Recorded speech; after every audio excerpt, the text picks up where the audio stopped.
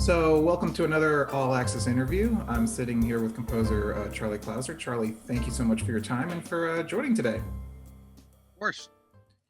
So, I'd love to start off and just kind of get to know your background and your path to where you are today. So, talk about kind of the first memories you have of, because I know you had a career before becoming a film and TV composer and game composer, but talk about the kind of first inkling of where music kind of entered your life and how did that lead to the career you had. Interesting. Uh, well, like I was one of those kids who didn't have a bunch of older brothers that turned me on to Pink Floyd and Led Zeppelin and everything. I was the oldest child, and my parents were musical, and there was always music in the house, but it was of a previous era. You know, my mom played piano, and there was a lot of ragtime, Scott Joplin kind of stuff coming out of the piano, and my dad loved Dixieland jazz. So I was never really exposed to, you know, a lot of people have a cousin or an older brother that turns them on to cool music as they're growing up. And I sort of made it all the way to like fifth or sixth grade, taking lessons on clarinet, then guitar, then piano, and then drums without even knowing that rock and roll existed. And I would play my little drum kit along to like Broadway show tune albums that I borrowed from my dad, or to like Dixieland jazz kind of stuff. And of course, then it all changed when I found a Led Zeppelin album and a David Bowie album at a yard sale, and was like, you know, why have you been hiding this from me? And so then, you know, I played, my main instrument was the drums through high school, and played in school jazz band and marching band and everything. And then when I went to college, I went to a freaky liberal arts college in Massachusetts called Hampshire, and very small college, but they did have an electronic music program, which was 3 students, you know. And in those days, of course, this was from 1981 to 85 was when I went to college. And in that era, it was pre-MIDI. So we didn't have any computers, and electronic music in that era meant, you know, a giant ARP synthesizer that you manually would patch together the modules to make sounds, and a bunch of reel-to-reel tape machines for making tape loops. So it was very sort of academic, old school electronic music. But that was a great way to learn, because that's kind of like, that's doing it the hard way, you know. So once computers and stuff came on the scene in the mid 80s, then I was in heaven, because the stuff that had been a struggle before became much quicker and much easier. And of course, the door was kicked open to a much wider world of sound and sonic experimentation. And then when affordable samplers started to come out in the mid 80s, then I could really get up and running. There was only a couple of these sort of recording engineering schools in that era. And I went to one of those, which was another great sort of foundation in my, you know, in my education. And after college, was working at a music store in Manhattan as the resident kind of computer and sampler expert. There'd be like a line of customers waiting for me to show up half an hour late for work every day. And one of my customers, who would come over from Australia twice a year to see what was new, because this is, of course, in the pre-internet era, you had to physically go to Sam Ash or Manny's on 48th Street to see what the cool new music tech was. One of my customers, an Australian record producer and TV and film composer, was moving to New York to score the final season of a CBS TV series called The Equalizer, which Stuart Copeland from The Police had scored previous seasons of and wrote the theme. And this Australian guy, hired me to kind of be the tech whiz, the number 3 man on their 3-man team, basically. And so before I got involved in Nine Inch Nails and making records and doing all that, I did have a few years where I was working, you know, on a weekly TV series, not as the credited composer, but as the guy who had to knuckle down behind their little Macintosh computer and make the stuff happen. I was all the drum programming and rhythm programming and kind of running the rigs. Then I got diverted into 15 years of getting involved with Nine Inch Nails and bands like Rob Zombie and Ministry and bands like that, doing programming and remixes and so on. But then when I left Nine Inch Nails in 2001 and returned to LA, Nine Inch Nails had been based in New Orleans for years up to that point. I was I wanted to re-enter the film scoring side of things, because that's, to me, that was always much more of a free form kind of playground of sound. You know, when you're making records, you sort of have the intro and the verse and the chorus and the breakdown, and there's a kind of a format which you're, as much as you try to subvert it in the context of a band like Nine Inch Nails, which was pretty out there in terms of song structure and sound design, it's still kind of like painting a portrait where you have to get the shape of the nose just right and so on. But in scoring for picture, it's like abstract. It can be abstract art. You can have wild sound design and, you know, unusual structures of how the music is put together, and that always appealed to me, because I was a fan of, you know, Brian Eno and Roxy Music and sort of more art rock kind of stuff. So when I returned to Los Angeles in 2001, I wasn't, and wanted to re-enter the scoring side of things. I wasn't exactly a refugee from a band who wanted to get into this. I already had some years. I kind of knew how the sausage had been made, Right. and Yeah. that was super helpful, because I wasn't coming into it cold and trying to figure out the workflow and the terminology and all that. Obviously, I was still starting from the bottom, but I wasn't coming into it completely cold, and that was a huge advantage. And I was always grateful to the Australian composer, whose name was Cameron Allen, who sadly died a few years ago, for taking a chance on the kid who sold him samplers at the music store back in the 80s, you know. That's amazing.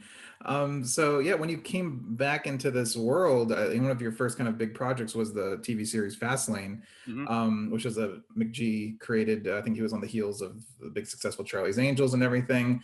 Yeah. Was that like a great, like kind of almost just like a booster pack to get you into it? Because the television Oh yeah. schedule is insane. So I mean, that was just like you hit the ground running, I'm sure. Was that nerve wracking? Were you like had self doubt, or were you just like, let's, or were you excited? Well, I was super excited, but I still had the training wheels on, because that gig I did in conjunction with that same Australian composer, Cameron Allen. You know, we had remained friends over all my years of being in New Orleans and being involved in Nails and making records and so on. And then when I returned to Los Angeles, he was still out here. He was sort of one of these Renaissance man types who he'd work on music for a year, and then he'd go off with his wife and film a documentary, and then he'd move to Tokyo and take up painting. And he was always doing one thing and then another. But when I returned to Los Angeles, we reunited, and he said, you know, there's some TV shows kicking around. And he was kind of he was a composer who composed, to put it kindly, from the couch. You know, he would lie there on the couch, and he would have a super soaker water gun. And if you played something he didn't like, he would shoot you in the back with the super soaker. So when there was shows kicking around, he knew that he needed someone like me to kind of drive the rig, you know, but deferring to his experience and his knowledge and his taste, and to help guide the process.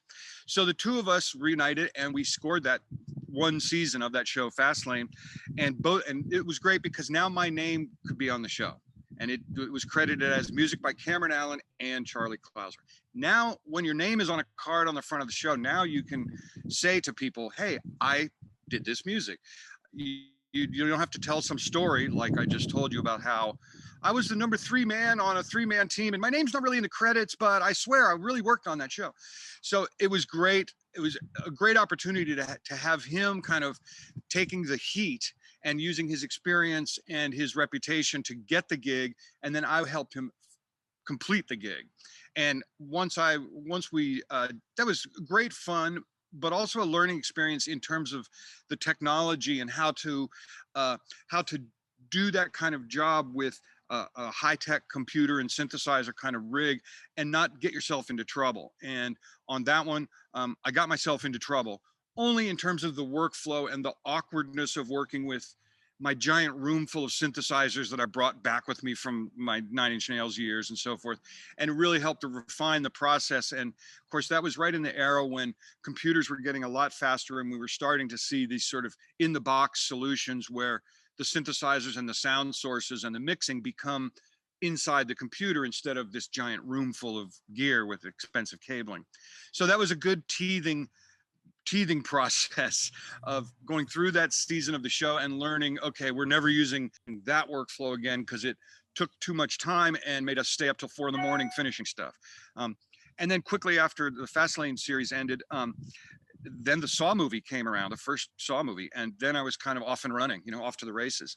Right. So before we dive into Saw, you did work on a bunch of other great TV series, like Numbers and Las Vegas and the kind of Twin Peaks-esque Wayward Pines. Mm-hmm. Do you enjoy, I mean, do you enjoy that kind of writing style? And how do you kind of keep, I mean, I guess it'll spill into Saw a little bit because you did 9 of those films. When you're doing seasons and episodes, especially kind of more procedural stuff, how do you keep the music evolving and fresh every time? Well, some composers really prefer film or TV, but I like both because there really are different processes. And, you know, I love doing 23 episode network TV series, even though the deadlines were crushing. You get into a kind of a vibe where you've narrowed your focus, especially on a procedural show like Numbers, where um, we sort of had 4 kind of modes that we would be in, where one is okay, it's the FBI agents and they're out in the field trying to stop the bank heist and they're on surveillance or whatever, and that's kind of tension and action.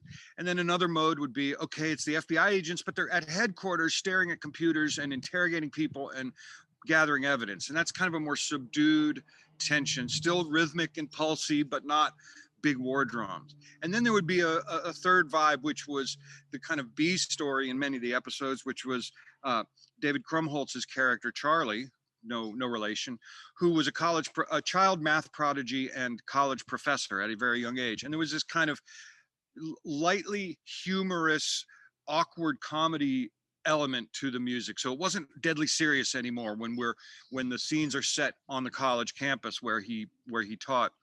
And then the fourth vibe was sort of the what we call the home fires burning vibe, which is when David Krumholtz and Judd Hirsch, who are father and 2 sons, when we're at their house and they're arguing over whether or not they should have new shingles put on the shed or whatever. And that was a different, didn't have the light humor element, but had a much more warm feeling. And of course, they would still talk about their FBI cases at the dinner table, but it wasn't deadly serious gathering evidence behind the computer. So you had these kind of 4 flavors that were always rotating as the show progressed through each episode. And once I kind of had nailed down the approach for each of those flavors, that made it made the process much easier. It wasn't this big question mark of like, oh, what am I going to do next? Because you could take your inspiration from the setting that the scenes were taking place in, and from the personalities of the characters. And that was having that kind of worked out. It was a little bit of a, not a struggle, but it was a little bit of head scratching in the first few episodes until those kind of got nailed down, and I found musical styles that the producers and directors really responded to and liked that vibe. And then I kind of knew what not to do in a given setting. And I really enjoyed those kind of, even though the deadlines could be crushing, it never got old. And I was always, even though those shows ran for 5 and 6 seasons, I was sad to see them end. I would still be doing them if they were still on the air because we had a great time. Yeah, I can imagine. I mean, you build a family and you build a relationship with everybody, and then it's just like it comes to an abrupt stop sometimes, or if you have the luxury of ending something on your own terms, then it can be a little bit Yep. better. But it's not always happens in this industry. um, so let's dive into Saw. Like Saw has been, part of pop culture, I think, for since the first film, and it kind of embraced this low budget. One thing I love about the horror genre is that you can get these great low budget movies that are really pushing young filmmakers to try different techniques and be more experimental and kind of think outside the box a little bit. So how did you get involved with that first film? Did you have connections? Did somebody approach you, or how did that happen? it it was not strictly through channels.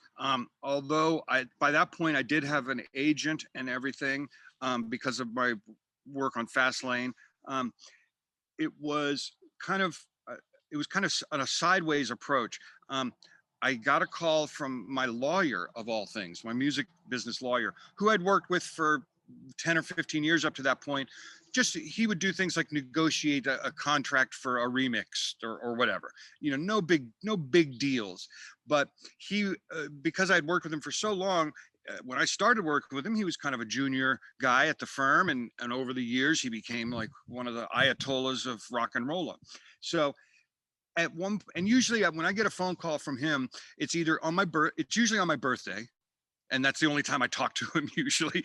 And I can usually hear like waves breaking in the background because he's at his beach house in Santa Barbara or something, and I can hear ice cubes tinkling in a highball glass and steaks sizzling on the grill. But this was a weird one because he called me on like a Wednesday at 10 in the morning, and I thought, well, something tragic must have happened, because it's not my birthday. Hi, Charlie. You got a pencil? Take down this phone number. I need you to call these guys right away. They have this interesting little indie horror film, and they've temped a score together using a bunch of industrial rock music, and I think they even have one of your remixes in their temp score. You need to call them right away. And I was I was in the middle of cutting vocals with Paige Hamilton from Helmet for the Helmet Size Matters album. I said, okay, I'll call him. And I hung up the phone. And then 5 minutes later, my lawyer called me back and he said, what are you doing? You haven't called them yet. I'm like, are you surveilling me? So I called them. And as it turned out, James Wan and Lee Winnell were in town, and they had been represented by my lawyer. It's like he had helped them shop a deal to get the movie made, and they kind of got locked out of. They didn't get a deal with any of the studios, and so they self-produced and self-financed the film with 3 producers, Mark Berg, Oren Koulis, and they had this movie basically done, and they wanted a score. So I went down and I watched this thing at 10 in the morning, which is not the ideal time to watch a gory movie when you're still digesting your egg McMuffin or whatever. And they did have a very industrial kind of score attempt together using music from Ministry and Einstürzende Neubauten and a lot of like really out there stuff, not sort of, it wasn't like the Godzilla versus Kong soundtrack with lovely orchestrations and brass. There was very little kind of conventional orchestra type stuff in their temp score. And I was all over it. I thought, this is fantastic. Like, yes, please. And they said, okay, great, let's start. And it was as usual, it was a mad dash to the finish line. I think it was about 5 weeks altogether from that meeting until I had to be done. But it would they had created such a compelling like visual style with the cinematography and the of course the storyline and everything, and that twist ending in the end of the first Saw movie is that's a $1 million twist ending. So I was all in with that, and it was a pleasure to race to the finish line on that one. And I remember at the time, because you never know if you know that you've done good work, but you never know if a project, whether it's an album or a film, is going to find its audience. And at one point, James Wan said, look, if this thing winds up going straight to VHS, we were still on VHS in those days, if this thing goes straight to video, I promise I will rent out a movie theater so we can all see our names on the big screen once in our life. He knew he'd made a great movie. I knew I'd done some of my best work on the score, but you never know if it's going to find it's going to resonate with the audience. Right, exactly. And of course, and I still give James a bit of a ribbing about that, 20 years later, that like, remember when you were going to rent a basement theater at the ArcLight at 2 p.m. on a Thursday so we could at least see our names on the big screen once in our lives. Of course, it wound up opening at the big room at the Chinese Theater, and here we are 20 years later. It's a freaking horror movie juggernaut, Yeah, it became one of those franchises that just kept on going, which honestly, they're the best. And I mentioned earlier why I love those kind of franchises. I just recently did last fall, just kind of power watch through Friday the 13th, and it's like you see that as they keep trying to go, and then you see new filmmakers come in and rotate in and try to keep it going and see, okay, let's work with the formula. How can we do it? So now that this is Spiral will be the 9th, of course, Spiral is kind of taking a little bit a different approach, but now that you're kind of this deep into it, how was that whole journey from Saw 1 to here? It's a rare thing that you not only stayed with every single film. Yeah. We've seen, like, I think even Harry Manfredini took a film off between the Friday the 13th, but you stayed with every single film. You never got replaced. You never had somebody come in to do anything else. And what was that experience like? How did the music evolve? Were you taking each one and just trying to work with the formula and see how you can kind of tighten it? Did you try to branch out and do different things? What was kind of your thought process tackling every single film that came every year or two? Well, I definitely feel lucky that they didn't all of a sudden call in a triple A list composer to like replace me for the second one.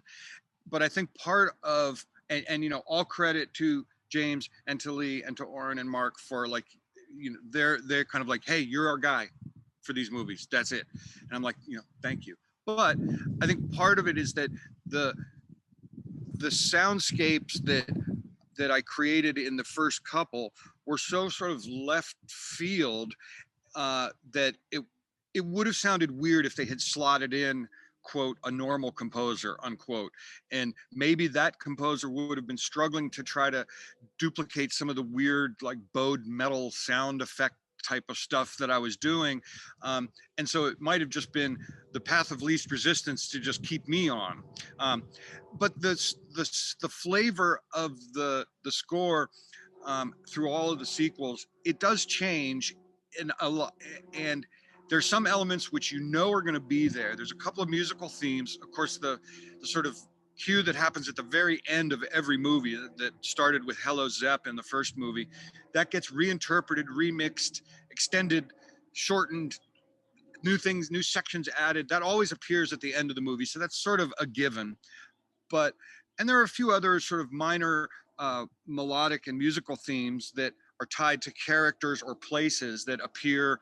Maybe it's only in a flashback in one of the movies, but then I can bring back that musical theme that takes you back to where that person or that setting first occurred in one of the earlier movies.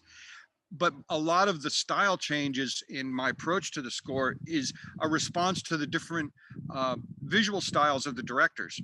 Um, and you know, on a couple of the movies that Darren Bousman directed in the kind of the middle chunk of the franchise, there was a there was almost a sort of neo-gothic aspect to the way he set the production design and the way some of the traps were designed, and it was so in those films I wound up using sounds and approaches that I wouldn't use in some others. Like I actually had choirs in a couple of them because, and that was a response to what I was seeing on the screen. This sort of, you know, my analogy is, you remember that scene in Silence of the Lambs when they after Hannibal finally he's locked in the cage in that basketball gym or whatever, and then he kills Sergeant Pembry, who's hanging up there, and this sort of, you know, Christ on the cross imagery with the lights coming from behind, and Yeah, there was yeah. visual kind of elements like that in some of Darren's movies that made me respond by using kind of sort of epic swelling choir type sounds that I would never use, for instance, in Spiral, because that kind of visuals part of it doesn't occur in this movie. So a lot of what I do is responding to the settings and the places that the action is taking place in the movies. Absolutely. And while you got to retain with Darren for Spiral, and he did some of the earlier ones. You did kind of have a rotating door of directors coming through, and you kind of being the you know, the high school senior that that kept. Did you ever run into any? I mean, not anything negative, but did you ever have any friction or conflict with people who came in and tried to steer, maybe tried to, like, how can we reinvent this formula? How can we do it? And did you just like embrace their visions and be like, yeah, let's try it. Let's just go with it. Oh, I love when if there's any, there's never been really any friction, and partly because I'm anxious for uh guidance, you know, if because it's one thing if they say, you know, and look, the producers, I love them, and sometimes they'll say, hey man, you know what to do your thing. You're like, come on man, you know, give me a little more give me a little more direction. Do you want it to be darker, lighter, more, you know, how can we make this one different? And so when a various directors come on the scene for the different movies in the franchise, if they have any, you know, it's sort of like I'm wringing them like a sponge, like please, you know, any movie scores that you love or hate, or things that you have heard in previous Saw movies that you never want to hear again. Any guidance like that really helps me and makes my whole process that much easier, because I'm not wondering, oh, geez, I wonder if they're going to like this one. Well, I'll do a test version and see if they like it. So the more guidance I can get as the different directors come on the scene, and their visual style and their editing style may change, the better. I've got a coloring book, and the lines are already drawn out. It's like a coloring book you'd get, with your Happy Meal when you were a kid. The lines are drawn out. That's the movie, and my job is to color them in. Now I can decide to make the clown's nose green or orange, but if anybody has a suggestion about what color the clown's nose needs to be, I welcome that, because then that just takes us further, it takes us quicker towards our destination, and is going to make a more kind of coherent, synergistic result if we're lucky. Yeah, absolutely. Now, since Saw came out and since this franchise has kind of did its thing, I think the horror landscape has definitely changed. Kind of we saw the Paranormal Activity movies came in and did something, kind of moving away from the gore fest and kind of the that stuff, and more paranormal, a little bit more ghostly stuff. And we're kind of still in that. We have the Conjuring stuff. So now that Spiral is here, it's a completely different landscape. I think we got, Blumhouse is kind of exploding Yeah. now. What was the approach with the film that you and Darren wanted to do, and what were those kind of early conversations like, and what was your goal with the score for this film? Well, because the storyline is a little bit, it sort of like took a little bit of an exit ramp from the traditional Saw franchise. It's not, the entire movie does not take place in some dank dungeon where we never see daylight and it's just people struggling to escape. Whether I'm picking sounds or picking an approach for a score, a lot of what I do is influenced by the setting, the place, and to the point that, to me, as I'm deciding what type of string sound or drum sound I might want to use on a given piece of the score, a lot of those sounds, to me, my brain says, oh, that sound, it's inappropriate for this scene in a dimly lit shitty bathroom somewhere, at the bottom of one of Jigsaw's layers. On the other hand, some sounds really do sound like you're in some crusty hallway with water dripping, and my mind will say that sound is inappropriate if the scene is taking place outdoors, or if we can see any daylight.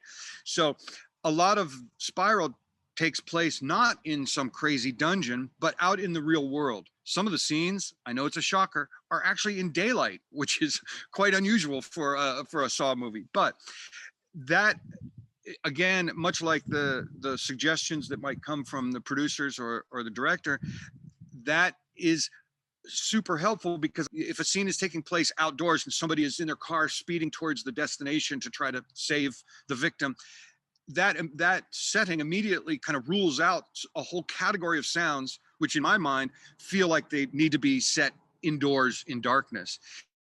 So that's sort of like a very helpful way to eliminate a whole series of approaches that I might have wanted to try. And that helps me to limit and focus the soundscape and the musical style for a given cue based on what we're seeing on the screen. And in Spiral, there are elements of sort of a police detective tracking down the case aspects, which in other movies, it was always part of the other films, but it was sort of a smaller part than it is in Spiral. So, and that's interwoven into the story. It's not sort of like, here's our set of victims and here's the cops trying to find them. It's the victim, the group of victims and the group of cops in Spiral kind of relate to each other in a way that they haven't in previous movies. So that meant that there was going to be more of an overlap, and some of the elements from the daylight scenes would creep into the kind of trap and suspense scenes as well. So again, it's great to be able to sort of take a reading from what's going on in the script and in the editing and in the production design, and use that to inform my musical approach. Absolutely. And you got a great character with Detective Banks, and to shape a score around, have a really kind of this big primary protagonist. And Chris Rock, of course, taking special involvement in the film because he wanted to really dig deep and challenge himself. He's an executive producer as well. Was it fun scoring for that character? Absolutely. And like, I love, I mean, Chris's performance in this, he, you know, he's playing it deadly serious, and because it's Chris Rock, in some aspects he can't help but provoke a smile in the audience, because he's playing the character deadly serious, completely straight. Um, but there are some one-liners here and there. It's not a Chris Rock comedy fest by any means. But it's great. I love when you see actors kind of subvert your expectations, and someone who you might have thought of, you know, it'd be like seeing Anthony Hopkins in a lighthearted comedy, or, you know, the opposite, seeing an actor who you think of as being funny and seeing them in a deadly serious role. And this was definitely a case of that. And I love that Chris got involved and is a fan of the franchise and was able to, you know, bring his own set of ideas and his own approach and his own storyline to this thing. And I think it's going to be an easy sell for an audience, because again, like, he's a familiar face. It's not sort of like, who's this person they got cast as the main character in this movie? I've never seen this guy before. You know, we're all familiar with him, but his approach to the character and to the film is not necessarily what we've seen before from him. So I think that's a great combo, because people can be like, really? That's Chris Rock in this serious ass role? Let's go check this out. So fingers crossed. Yeah, I mean, I remember when Robin Williams started doing that, and it was just like, whoa, you know, we saw Yeah. another side to, we knew him for comedy and kind of family stuff, and then it's like, And oh, then you he's see doing like a one Robin in hour like 1 hour. photo. Yes, 1 hour Yeah, photo was like, I was like, yes, I'll take more of that, please. Thank you. right. Or Yeah, even Good Will Hunting, where he's, you know, a serious character and everything. So, and showing those diverse acting chops, I think it's fantastic. Kind of jumping out of your comfort zone. yeah. Um, Hmm. so you mentioned Hello Zepp, which of course you know, that became kind of the anchor of the series, that you kind of, the big reveal of the first one, and it just took on a life of its own. Yeah. It was in every trailer, I mean, commercial, everything. Just from your perspective, how is that you know, I think you encountered something similar with American Horror Story when you co-wrote the main theme that kind of now the staple of the series of that. Um, what's it like to see a piece of music like that just kind of take a life of its own and it just become, everyone just connects with it? It's, you know, it never feels normal. And because a lot of, you know, for so many years in the kind of, in my involvement in the record industry and the remixes I would do and the albums I would work on, they weren't like iconic one shot things. It was sort of I always got the impression that in the record years, we were just keep feeding the beast, just keep churning out more badass stuff. And that's kind of the mentality you get into.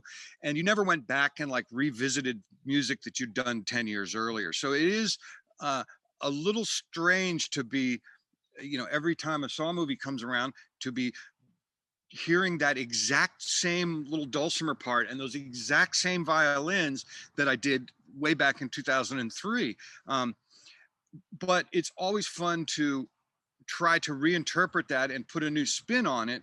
Some, you know, in some of the Saw movies, the Hello Zepp theme is fundamentally similar to what occurred in the first movie. In other Saw movies, the Hello Zepp theme turns into this 6 minute long wandering thing with different sections and new pieces added before it finally swerves around back to the original familiar little violin parts. And I enjoy all of those different approaches.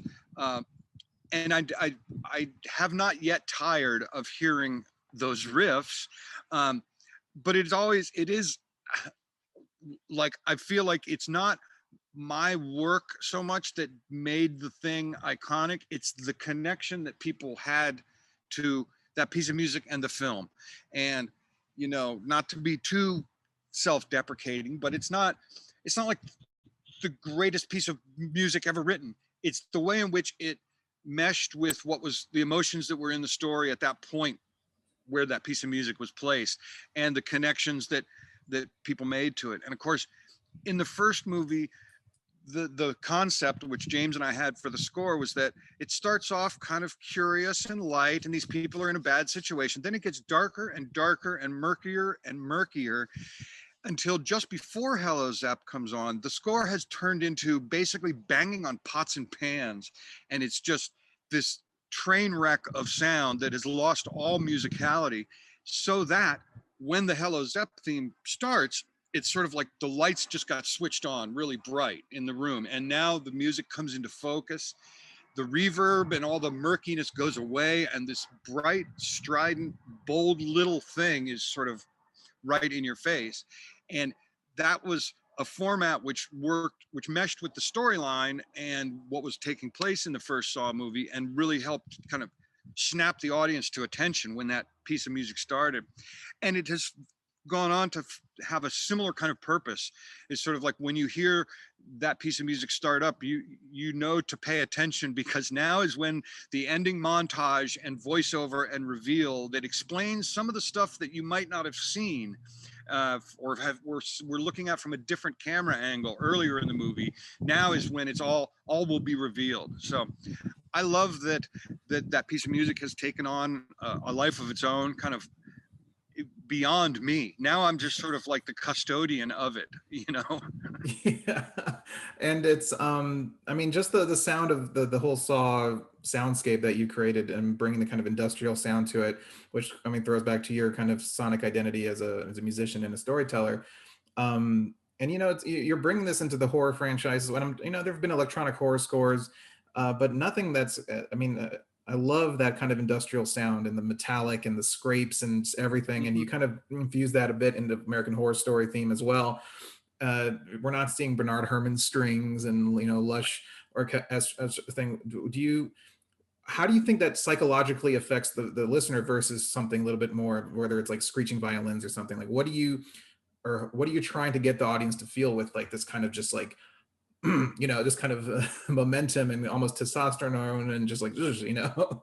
I mean, I've always, you know, I'm a huge sound collector and sort of sound fanatic, and I'm always recording things with my little portable recorder in case that might be a cool sound that I can use later in the studio.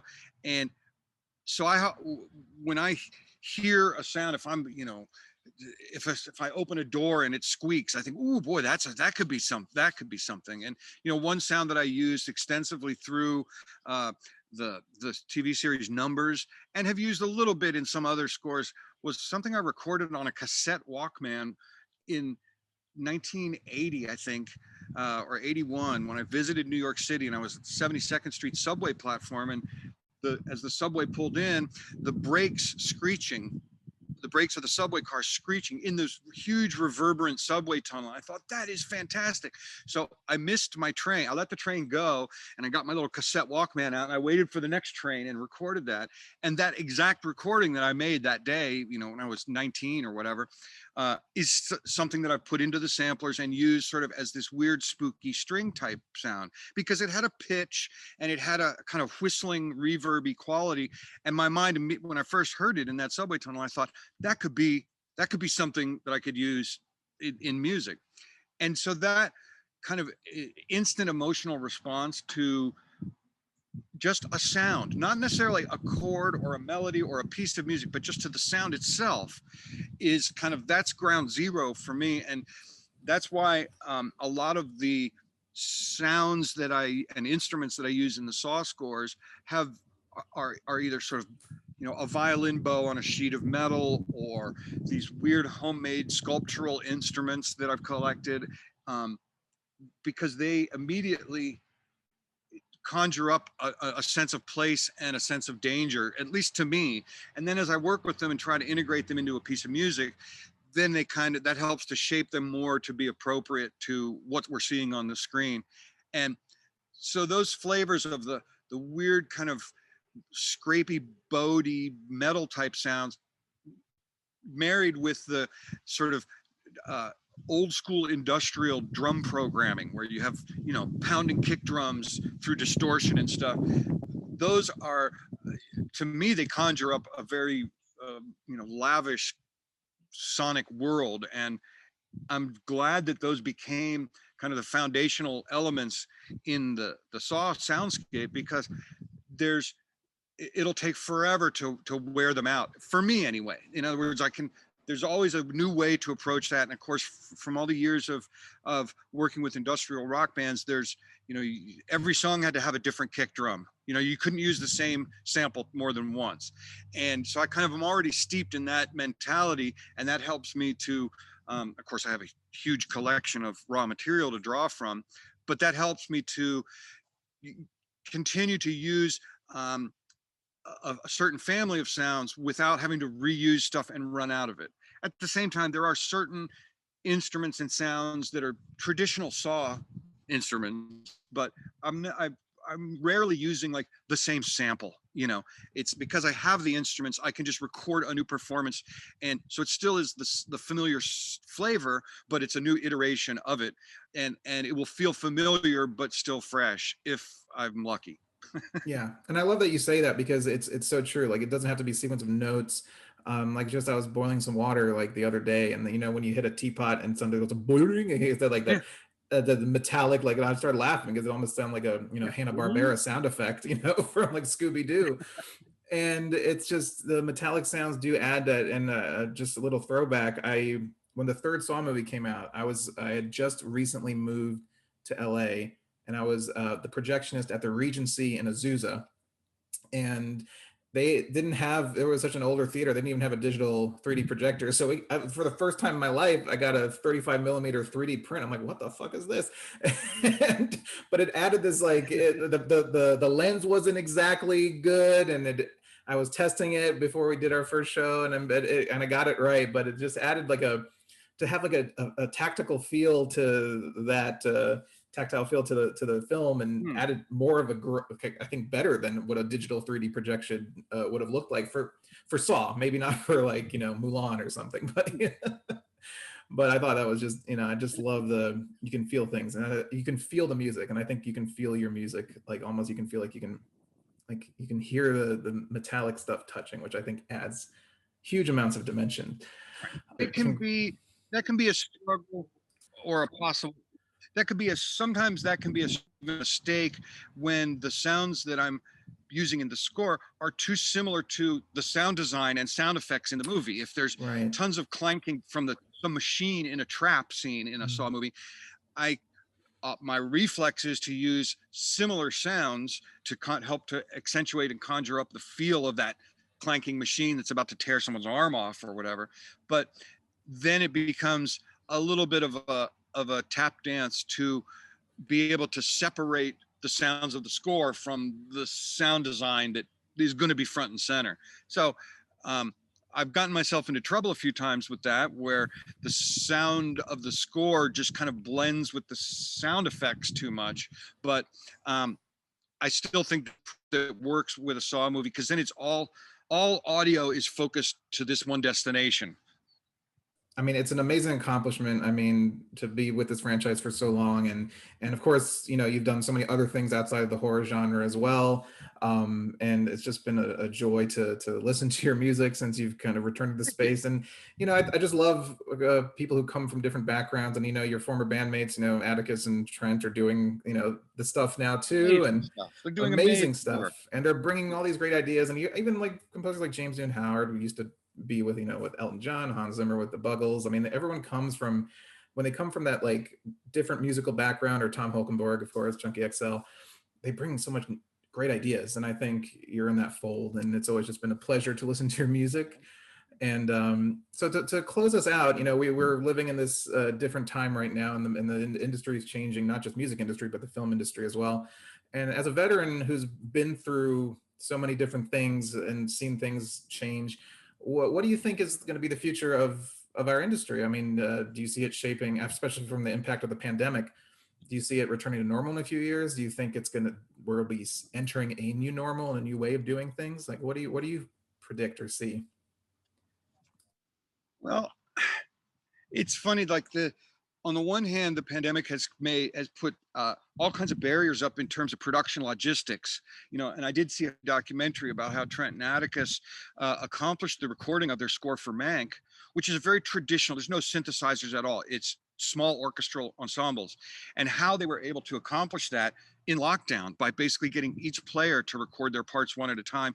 I can only imagine the logistical and computer file shuffling to pull that off. But so on the one hand, it's created all these sort of severe challenges to just the logistics of it. But I think there's an upside too, because much the same way that a lot of non-entertainment companies are having their employees work remotely, and they're a lot of them are finding that, hey, this isn't so bad. This actually works.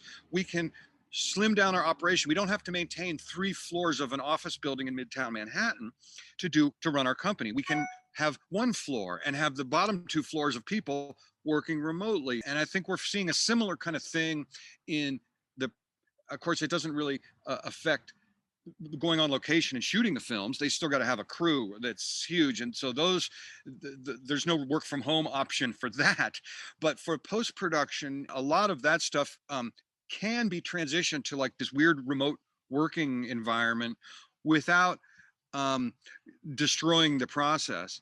And to be fair, a lot of times when you're on the dub stage doing the final mix for a film, 6 guys sitting on those couches at the back just eating one fun-sized Snickers bar after another, because technically there's nothing for them to do unless something goes wrong. So I think to some degree, like the logistics of doing sort of remote work on audio and post-production in film and TV, there's a potential upside, because now you can work till 3 a.m. without incurring union overtime charges or whatever. So logistically, it's not as big of a disaster as it could have been. And the flip side is that now, with a year of everybody being stuck at home, they've watched every episode of everything that there is to watch. Once the kind of the vaccine takes hold and the logistics of production out in the field have eased somewhat, I think there's going to be there's this massive thirst for content that I think is only going to be a good thing for anybody involved in the kind of thing I do, or for people just in the broader film and TV industry. If they would come out with 5 more seasons of The Mandalorian tomorrow, they would be watched by 3 days later. You know what I mean? Like, exactly. We'd all just be like, yes, I'll take it. I'm going to watch them all right now.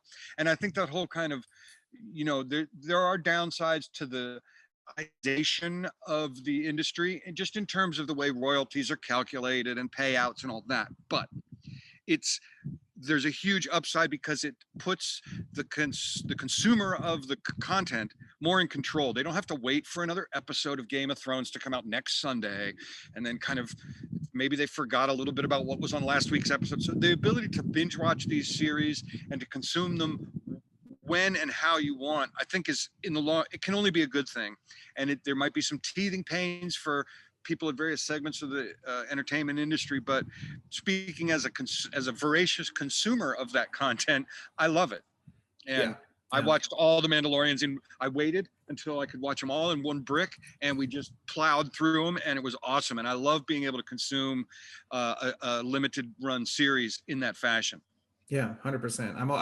I would always love to see the highest quality in the theater if possible, but I work in animation, and we've never shut down the entire pandemic, but also streaming and everything has allowed us to reach wider audiences than we would have ever before. So yeah, for sure. I'm all for it. Yeah, Charlie, well, thank you so much for your time. It's been such a pleasure to talk with you and gather your insight and pick your brain for a bit. And congrats on Spiral, and it's good to see you back in the driver's seat with Darren, and continuing this on with a new kind of fresh take on it. So, and we can do this again sometime. Well, Kaya, thanks for having me on, and hopefully there will be more chapters in the Saw saga. We'll do another one of these next year.